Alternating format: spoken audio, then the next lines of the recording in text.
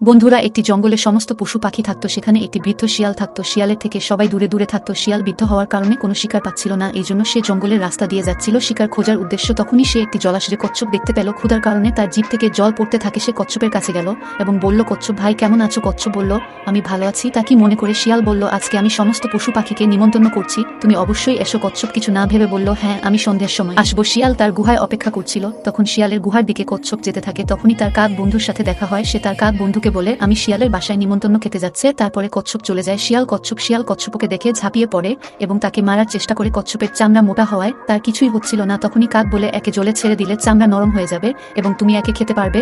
তখনই শিয়াল তাকে নিয়ে সেই জলাশয়ে ছেড়ে দেয় এবং কচ্ছপ জলের মাঝখানে চলে যায়। শিয়াল তখনই খিদের কারণে সেই জলাশয়ের মধ্যে লেভে যায়। তারপরে কি হলো সেটা দেখার আগে এই ছবিটি দেখে বলুন আপনি কাকে বাঁচাবেন। আপনি যদি মাকে বাঁচান তাহলে ভিডিওতে একটি লাইক করে চ্যানেলটিকে সাবস্ক্রাইব করে দেবেন, আর আপনি যদি টাকায় কে বাঁচান কমেন্ট করে জানাবেন। তারপর একটি কুমির এসে শিয়ালকে খেয়ে নেয়।